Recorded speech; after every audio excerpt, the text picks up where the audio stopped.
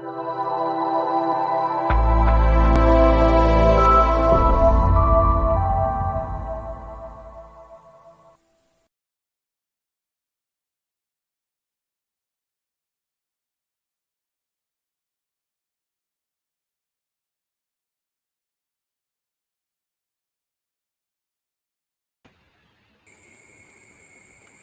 ladies and gentlemen. My name is Shay Douglas, and I'm from the Earth Heroes TV. Tonight, I am very excited. Actually, I've got a good friend of mine, Pablo, who is a phenomenal human being, and is going to share a little bit on the role that he's played here in Far North Queensland. We're both in Cairns currently and living on a very unique place in the world, a place that David Attenborough has dubbed one of the most extraordinary places in the world. And so tonight I've got Pablo on to open the discussion around the Great Barrier Reef and the importance of restoring the Great Barrier Reef. And just to give a little bit of context, Pablo is a marine biologist. He's worked on the Great Barrier Reef for many years. He's originally from Spain, but he loves it here in Cairns, and he's just an extremely passionate, enthusiastic person about marine life, about the animals, about capturing what's going on under the water, and also conserving, restoring, and regenerating the Great Barrier Reef. And he does this working with two primary organizations, one being Reef Restoration Foundation, who are planting coral back on the Great Barrier Reef through coral nurseries. And another one is Parlay, who are doing tremendous work in cleaning up a lot of the beaches on the coast here in Far North Queensland. So Pablo, I want to thank you for joining me. Also, one more note I want to add before I introduce you again is that Pablo is a phenomenal underwater cinematographer. What does that mean? He takes videos and photos of the marine life, the coral, the changes in the water, the coral spawning, all of these magnificent events that we have the privilege here in Far North Queensland to witness right in our backyard. And he captures them to share with the world. And he's done that by, although those who are aware of the film that we're bringing out in March, the Regeneration, all of the underwater cinematography has been completed by Pablo. So it's with great respect, brother, that I introduce you and that we get to have this conversation. So thank you so much for joining me. Would you just maybe fill in a couple of little blanks for all the viewers and the listeners who are tuning in right now as to how maybe and why you decided to live in Cairns and live on the Great Barrier Reef and do what you love? I mean, it's not about me. It's more about, you know, what is the film, what is the story about the film, and in general, why the Great Barrier Reef is so important. I'm just another player another person in the universe. I believe that the Great Barrier Reef is probably the most important ecosystem on Earth. Not just David Attenborough. We know that it's the most biodiverse ecosystem of the planet, and we are really fortunate to have that as a backyard. And I feel that anyone that is privileged enough to live here in Queensland, not only Far North Queensland, the reef is the size of Italy, goes from PNG all the way down to Lady Elliot Island. And anyone that lives around that coast, my opinion is that we have to try our best to keep it as beautiful as it is. I don't really like the term restoration, and more what you say in you film regeneration or nurturing and look after it. I think that is the way to see it, because we don't have to restore the reef. The reef being restoring itself or being growing continuously for the last 10,000 years or less, and we are just someone that can help that process and play a small role in that process. But if many people are able to take part of it, we'll create a massive impact. You're totally right, bro. And I really appreciate all of the work that you do with these organizations and the profound benefits that these organizations have in helping that process. It seems evident based upon the statistics and the science that is coming out that there are some threats to the Great Barrier Reef that we're aware of. And maybe you want to elaborate on why it's so important to work towards saving the reef from some of these threats, and how you do that through the Master Reef Guide program, also how you do that through reef restoration, and just really, you explained a little bit, touched on the importance of saving this ecosystem because it's the most important in the world, but really why is that so important, and how can we really do our best as ordinary people or everyday people to help in that process of regeneration? Yeah, so to start with, the Great Barrier Reef is the largest coral reef system on the planet. Just talking about biodiversity, we have around a quarter of all the animals that we know around the ocean in less than 0.1% of the ocean that is coral reef systems. Just starting with that, the enormous value that the Great Barrier Reef has for Australia as a coastal protection to start with, and like I said, the biodiversity, the food source, and tourism. The tourism industry on the Great Barrier Reef is a $6 billion industry before COVID, and even now during COVID, we have such an enormous amount of ecotourism and high-value tourism operators that they take people to the reef, and the goal is make sure that everyone that goes to the reef fall in love with it. So when you fall in love with something, you really want to protect it, and you will take all the necessary actions, all those baby steps in your daily life to look after the place. That is what Master Reef Guide is all about. It's about storytellers, marine biologists, diving instructors that have been working in the diving industry for a long time, the best of the best, making sure that they have a broad knowledge and a huge network with the Marine Park Authority, telling them all the information that they know about the reef. And it's a collaboration with them. We also tell them what we get to see out on the reef. We keep an eye on the reefs out there. We are the people that spend more time in the water than any other scientists. And what we get to see daily, weekly, and in our dive sites has an enormous value for them. So that program started 3 years ago, and now we are 62 individuals all along the length of the Great Barrier Reef, working in high-value tourism operators, and are operators that they do a lot of reef stewardship through you call it coral nurturing programs, for example, or doing marine biology for the programs to teach school groups to learn about the reef, or just simple tourism operators that they want to take people out there and provide them a meaningful emerging experience. That is what the Master Reef Guide program is all about, having the whole tourism industry involved in a high level. So when people visit the Great Barrier Reef, they can go back home falling in love with it. That's our main goal. I love that, man. And it's like, how could you not fall in love with the magnificence of the Great Barrier Reef? If you've seen the trailer of our new film, The Regeneration, all of the underwater shots with the turtles and the dolphins and the manta rays and the coral, that was shot by Pablo, and that was here on the Great Barrier Reef. That is real footage, that is out there in the ocean. And these are the magnificent creatures that are living alongside us on this earth. And it's true, like, I truly believe what you said there, Pablo, around falling in love with the ocean and with these animals, and with just the magnificence of the clarity of the blue water on a beautiful day, and the stillness and the diversity of, going from the calm to the chaos when it's a storm, and it's just wild out there, and these unique events like the coral spawning that happens once a year. And maybe you could just share a little bit on the coral spawning event that you participated in. You got some really good footage of recently, and what even is the coral spawning event for people who don't know about it, and maybe the importance of the coral spawning event, and why is it so significant? The coral spawning for people that work on the Great Barrier Reef probably is the most exciting time of the year.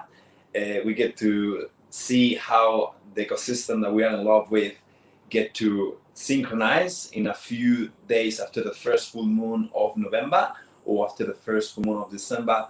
When the tide is right, the effect of the moon, the water temperature, everything has to synchronize, and big part of the species of corals release sperm and eggs simultaneously.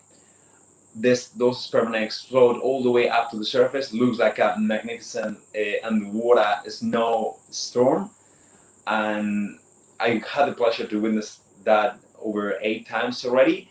What I got to see this year is not only about how good or bad is the coral spawning, which is really difficult to use that as a reference to estimate how good is going to be the future of the Great Barrier Reef.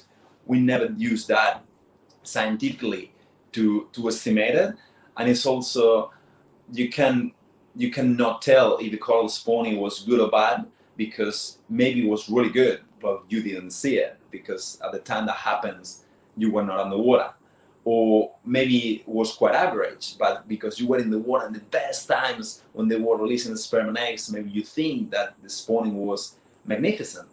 So what I get to see on the coral spawning and leading all this year is just the engagement that creates, and it's a positive story. We are so sick of hearing bad stories about the planet and the ocean, and it's a positive story that can really inspire people all around the world to see that the reef is alive, still kicking, still working, and that if we do the necessary actions to look after it, will still there for future generations.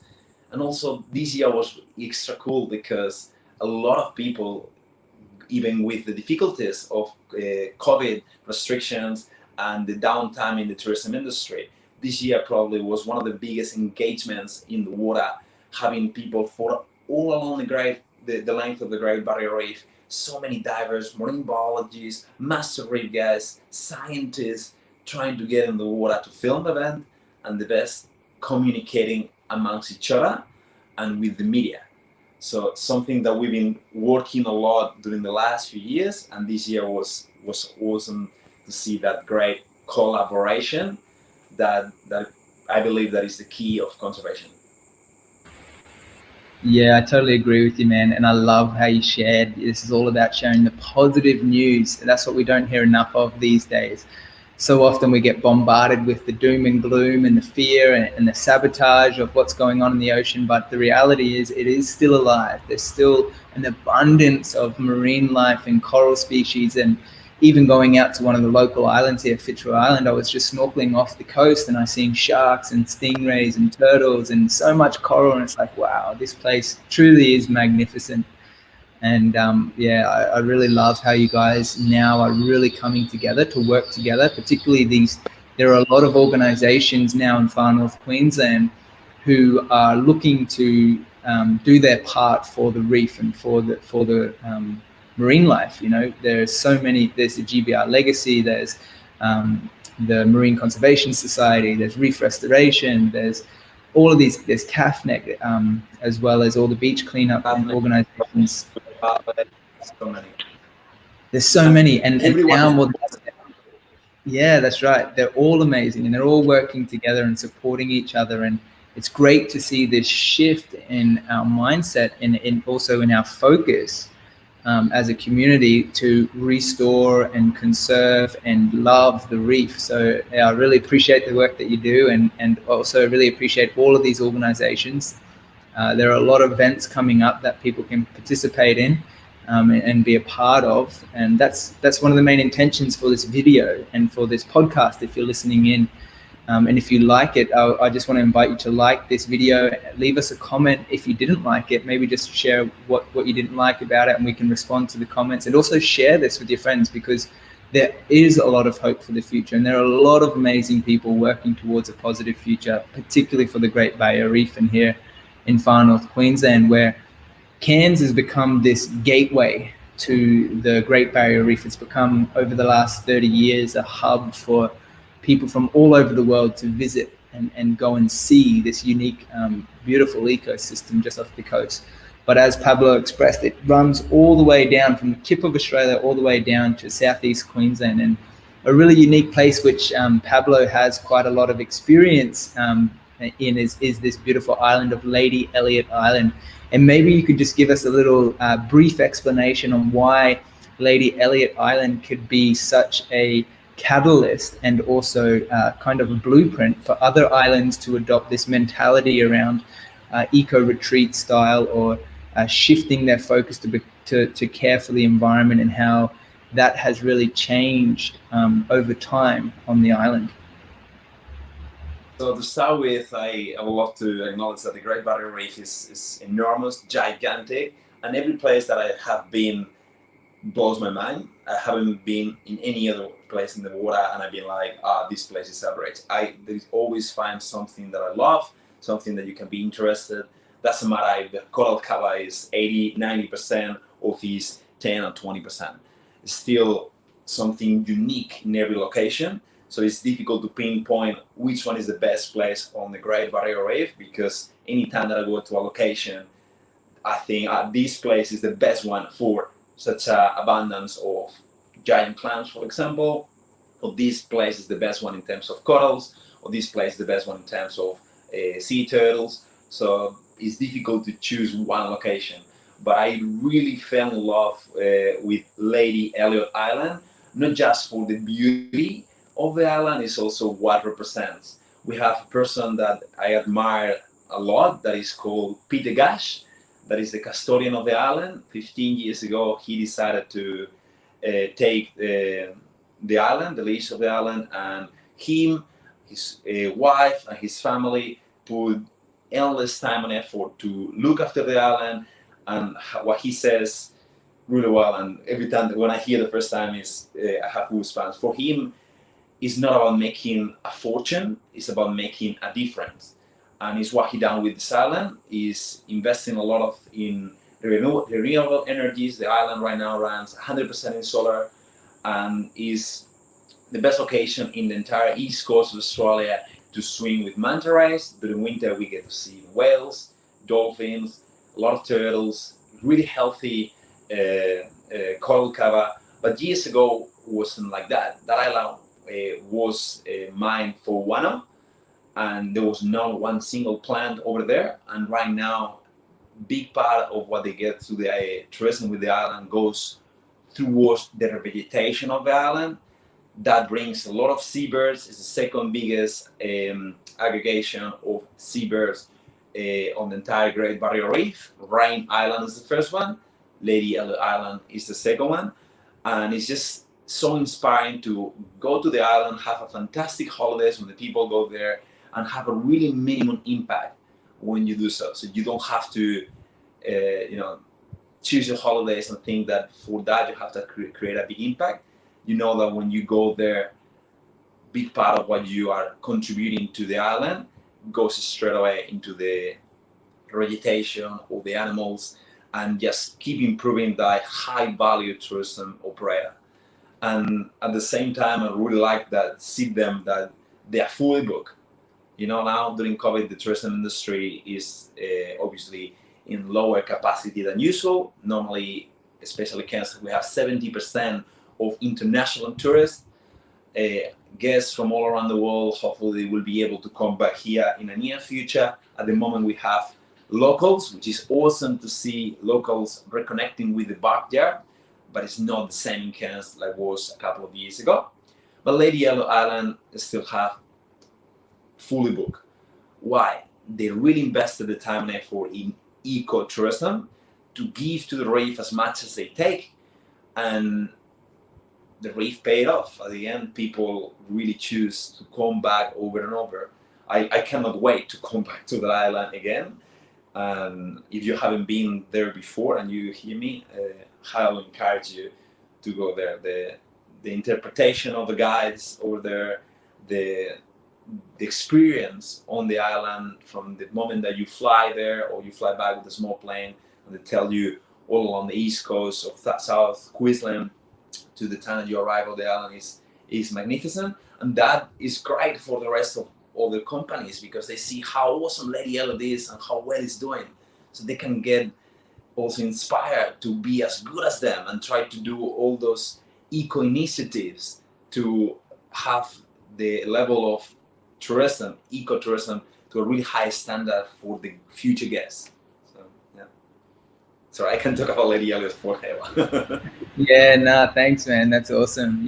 You're totally right. When I'm noticing this, even on land, you know, like on the mainland in Australia, is that where we've seen tourism be such a popular industry in Australia, people coming from all over the world again, and now people making that conscious choice to choose eco-certified businesses, or eco islands and retreats, and people who are giving back for sustainability and regeneration, and actually really deeply care about the environment. And we're seeing this huge shift, which is just phenomenal. I really wanted to just repeat what you shared. That it's so encouraging to see that this is happening in our lifetime, And so on that note, I just wanted to show, I'm going to do a little share screen and show just a small snippet of the introduction of the trailer of the film that we're bringing out, the Regeneration. Again, you can see some of the underwater cinematography that Pablo's taken, and a lot of this was at Lady Elliot. Some was in Cairns, but a majority in Lady Elliot as well. And so it's a phenomenal little moments captured. You can even see in the background of this video is a screenshot of the footage from Pablo as well. So here it is, guys, just the introduction. Magnificent All of life little is energy. underwater. The sun's light allows plants to grow, fruit to ripen, So much and coral to beautiful shots. Humans have the Pablo's ability captured. to harness the flow of nature. But in today's world, are humans And, truly honoring the ecosystems I'll of our just planet? pause it there. The main message of this film is to acknowledge that yes, we do have some challenges in our lives, which is pretty standard for everyone in all of their lives, but we do have tremendous amount of positive solutions. And I really wanted to just share or wanted to hear from Pablo, maybe to share a little bit more on what some of those solutions are. For example, what is Reef Restoration Foundation, and how can the average everyday person help to restore the Great Barrier Reef? I'd really love to hear from you, Pablo. So first of all, I like to acknowledge all the organizations that we have up here in North Queensland, going from Port Douglas to Cairns. Everyone is doing a fantastic job, putting the time, effort, sweat and tears into doing what they are passionate about. I had the fortune to collaborate and volunteer with the majority of them, and I'm really proud of the evolution and big effort that everyone is doing. And one of the things that I always believe is the collaboration amongst all those organizations is a key component to the region and to the reef. And I'm fortunate enough to spend my time off also in the water, what I do when I'm working. And I would love to talk about reef restoration because the people that fund it and run it are incredible. It's funded by Gary McKenna. It's a guy that is an electrician, fell in love with Fitzroy Island while he was working there, and decided to take part of what he decided to take part of the protection of the island. And he had this idea to start to plant corals back into the island. And he knows that we've been doing that on the Caribbean, on so many different places, and approached to the scientists and different people to try to put a team together. To in December 2017, finally got a permit, and we started to put the first underwater trees. What we do, we find corals on the reef that we know that they were really capable to tolerate heat during the summers of 2017 and 16. They were really, really hot. And we took 10% of those corals and we fragment them, and we make them in small pieces, and we have them in underwater trees. We started really small, in a really humble team, and just trying to put all of our time and effort. Asri and Stuart Christie are awesome components of the project. And they, especially Asri, the time that he put into this project is just another level. And yeah, sorry to interrupt you. Pablo, I just wanted to pull up the website for reef restoration on the side there as you talk about it, just to give people some context as to what the trees are, how the nursery works. So yeah, continue. Yeah, there are many different techniques to grow corals and plant them back. So there is another technique in Port Douglas called coral nurturing program. There is another one, other ones down in the Whitsundays, and everyone is doing a fantastic job. And they have different approach and different techniques that I believe that each technique is good in the sense for the location that they are. You know, we have Eric Fisher is the head marine biologist of Experience Corps, and he started to do stars to consolidate rubble. So all of these organizations are doing a fantastic job. Reef restoration is one of them. We were really pushy, so we were the first ones to get the permit, and we were really happy to see that the rest of them got permits as well. So everyone is doing the beat in the reef, in the parts of the reef, which what we can call reef stewardship.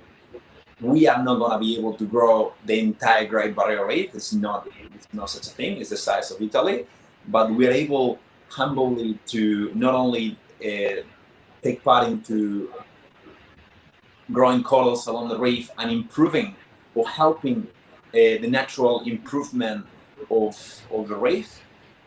But what I see in all of these organizations, the powerful tool is the change in the mindset that you can create talking about all these projects and involving not only people from the public. You can also, we've been doing with schoolgirls, see people that is such a simple thing, cut corals, make them go faster on the water, and be able to improve the diversity and the coral cover of the reef.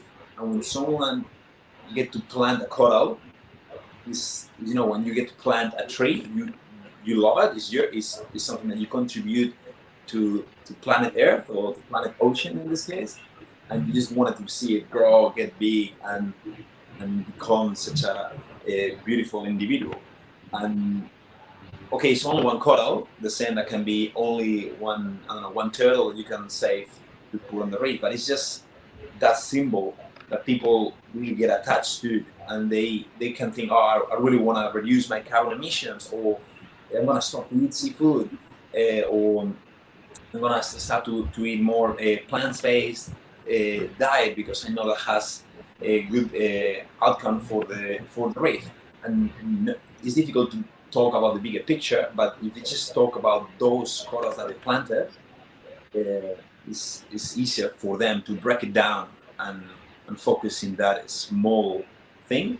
And I think that a small thing that is a coral can have a tremendous impact in terms of the awareness that you can create. Yeah, you're totally right, man. So just to break it down simply for those who are listening in, reef restoration, they take cuttings of a mother coral species that has withstood the catastrophes of coral bleaching events, cyclones, high winds, and all of these things, pollution in the water, and they're still thriving and alive today. And they take these little cuttings like they would with plants and put them on these little tree structures, and they place them in these highly significant areas that get really good water flow, good nutrients, great sunlight, and they watch these little baby corals grow into their own little species, and then they disconnect it from the tree and replant it on dead bommies. And it's a phenomenal, very extraordinary project, because I had no idea that trees are or corals are very similar to trees in that element. And it made me beg the question, which might seem so simple for a marine biologist, but maybe you could help to answer. And it's a little bit of a trick question for our audience. And I'll be curious to hear, you could write in the comments what you believe your answer is. But Pablo, if you can answer this for me, I'd love to hear your perspective. Is coral a tree, or is it a plant, or is it an animal? That's a question that we get every single day when we go to the reef, and you hear people saying, wow, that rock is really beautiful. They're like, don't call them rocks. They're going to be really upset. They're really evolved organisms. So corals are animals, okay? They are related to jellyfish. Mind them as a colony, as a group, of teeny tiny jellyfish upside down, where they have tentacles.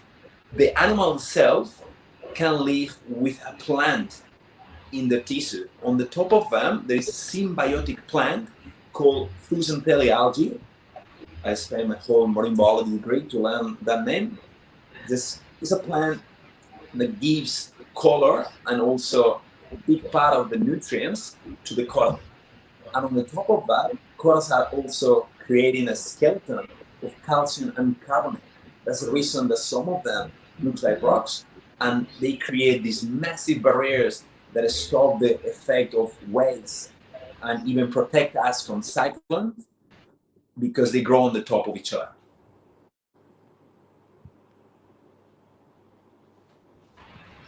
Yeah, I love it, man. Thanks for that explanation. And that's, again, one of the beautiful things that you do as a marine biologist in these organizations is to help educate the people to understand the magnificence of this ecosystem of the Great Barrier Reef so that we can fall in love more with this beautiful environment that is literally in our backyard. And the beautiful thing is, I was reading a beautiful little meme on Facebook today that said, and it was speaking to the ocean, and it was saying the ocean is connected to everyone everywhere. And when you think about it, the ocean, is that, it's like the myofascia in the cells of the human body. It's the part that connects us all. And so it's vitally important to take care of the ocean and what's going on in the ocean, because it is a part of everyone. It's actually taking care of humanity. If you really strip it back to the basics. And something that I want to lead on to and also invite our viewers and listeners to join us on is this Sunday. There is a local here in Far North Queensland in Cairns beach cleanup happening just by the Cairns airport. I'll put the invitation to the Facebook event in the comments section. But maybe, Pablo, you could just briefly touch on for us the work that Parlay do as an organization in helping to protect us from the horrendous amounts of plastic that is out there in the oceans.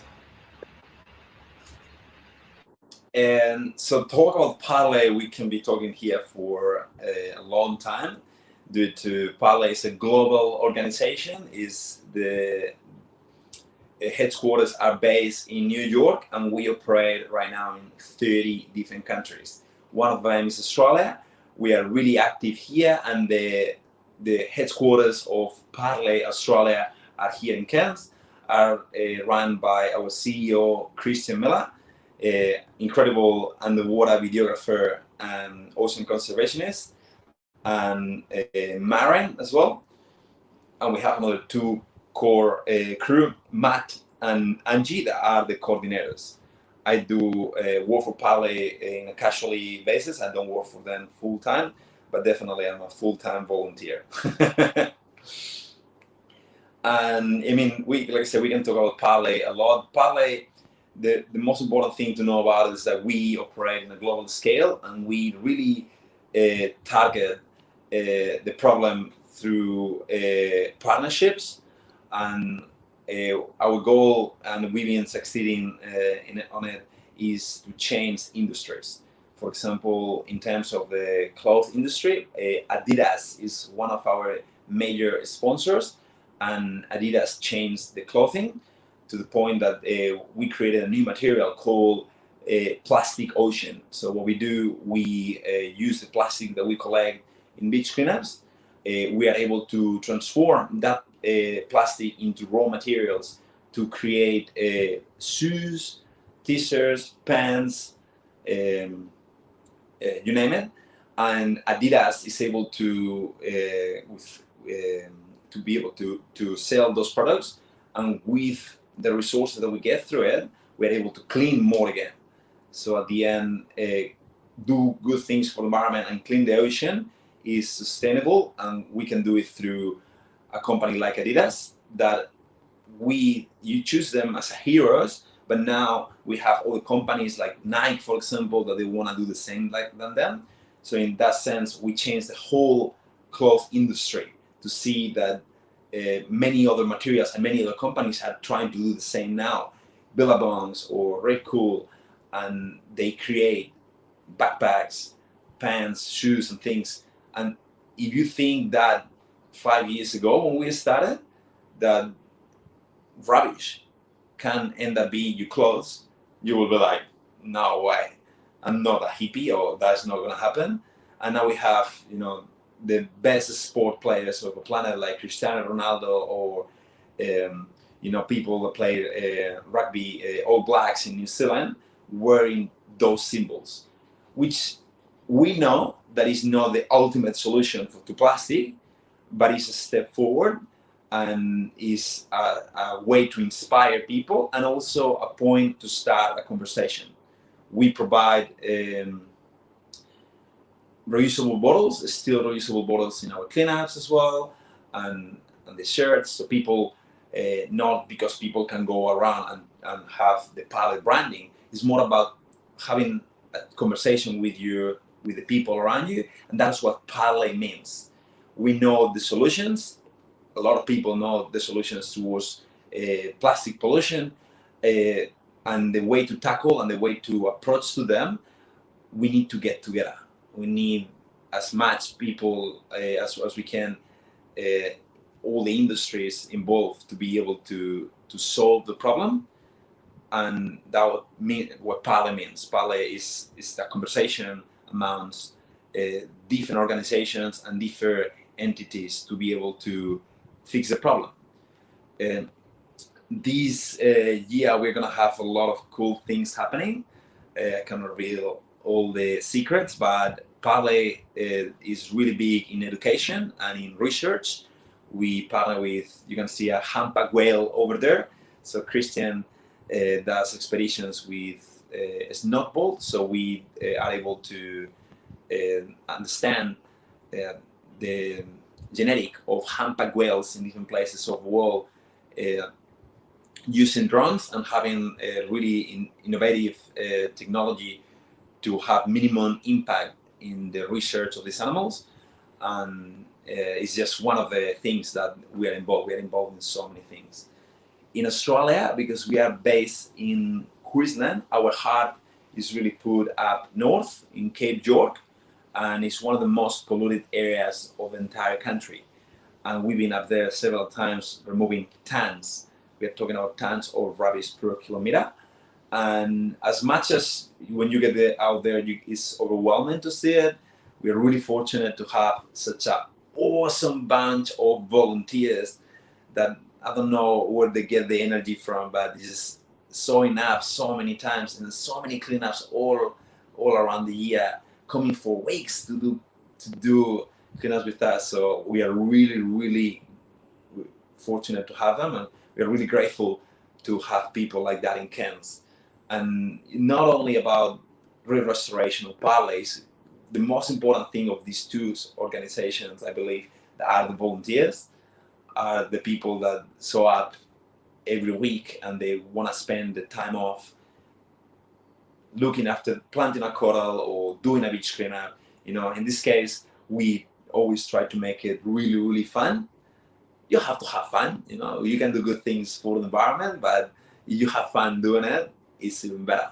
So in the cleanups, we try to make it really interactive and make it cool, so people can come back over and over whenever they want to have a cool weekend or a nice day. So if any of you want to join us on the 7th, is the cleanup for North Queensland. It's not a normal cleanup, and it's probably one of the most important cleanups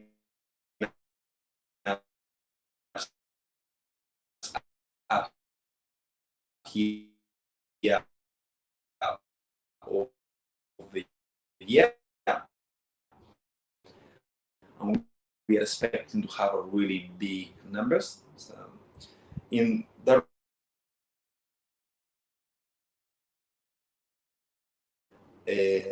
airport committed to clean the mangrove area that they have around it, astonishing spot.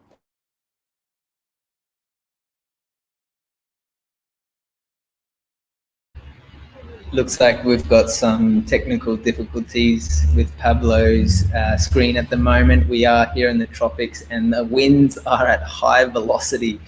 We're just moving through a semi-minor cyclone at the moment, so I'm sure he'll join us in a moment again. But I just wanted to also express further what Pablo was talking about with this organization Parlay, who do tremendous work here in far north Queensland. It's the Ellie Point and Barron River beach cleanup, which happens here locally in far north Queensland. Great opportunity to meet other like-minded people. It's a tremendous amount of quality volunteers who just love giving back, love being in service to our fellow man, fellow animals, fellow planet, and cleaning up the reef, cleaning up the oceans, cleaning up the beaches. And it's just a phenomenal project to be a part. So thanks, Pablo, for being on the team and being part of the volunteer crew, and just dedicating your life to your passion, and being a part of these organizations.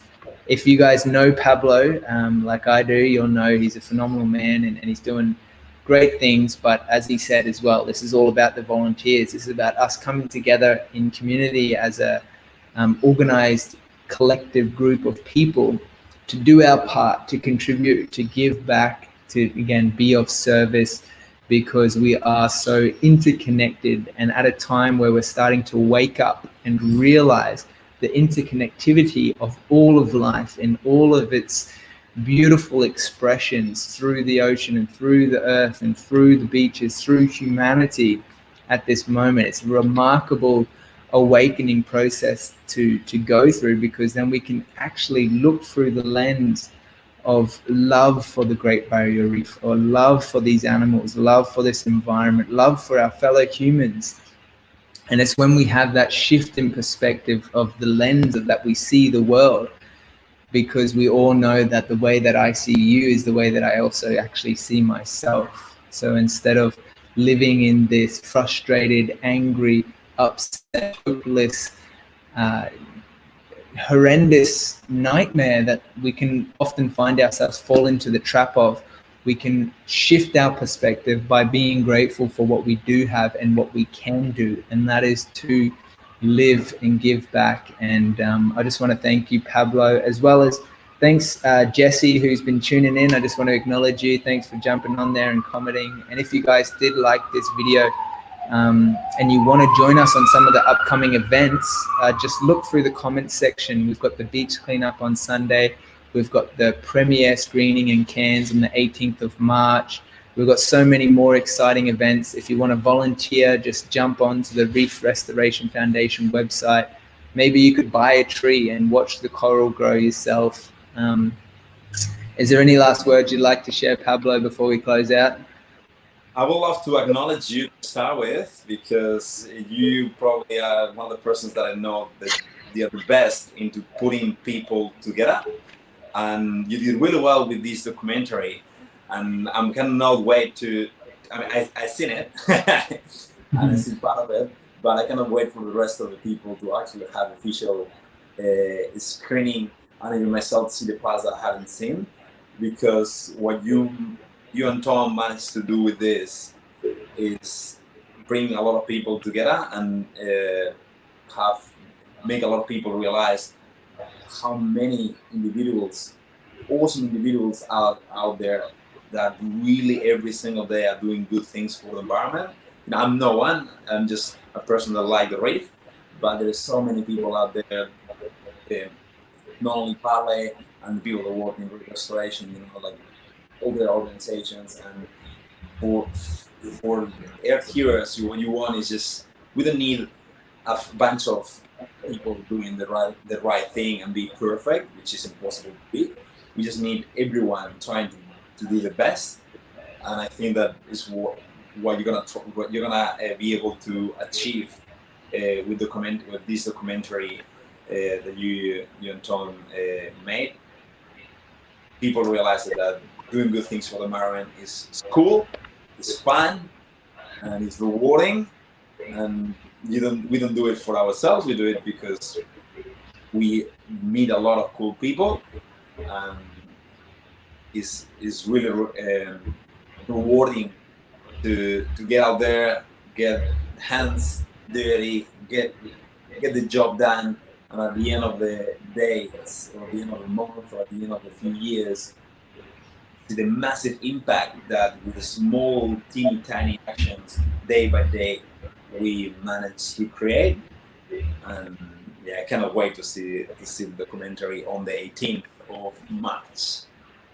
Yeah, thanks, Pablo. You're so right, man. I remember when we were filming for the documentary, and one of the professors, when I was asking him the question, you know, trying to be a bit of a devil's advocate, and I was saying, what hope do we have for the future? You know, there's so much wrong with the planets. Why do we have hope for the future? And he says, all that is needed for evil to triumph is that good people do nothing. And he turned and he looked at me and he's like, you're a good person. Do something. And I was like, whoa, yeah, okay. It really struck home for me. And it was like, just to touch on what you said, you know, we can all do our little part and contribute in some way. And whether that's planting a tree, or planting coral, picking up plastic from the beach, whatever it may be, you know, we're all contributing to a more positive future for the next generation. And I just want to thank you for your time, Pablo. I did. Absolutely. For those who are interested, check out Pablo's Instagram. He's got a lot of awesome underwater marine life videos on there if you're into the Great Barrier Reef as much as we are. And yeah, give him a follow and a like, guys. Really appreciate you guys watching and tuning in. Again, please leave us a like or share this video if you got something out of it. And we look forward to seeing you at the beach cleanups or at the film screening. Bye for now. Awesome, guys. Nice to tune in. Thank you for tuning in. Cheers.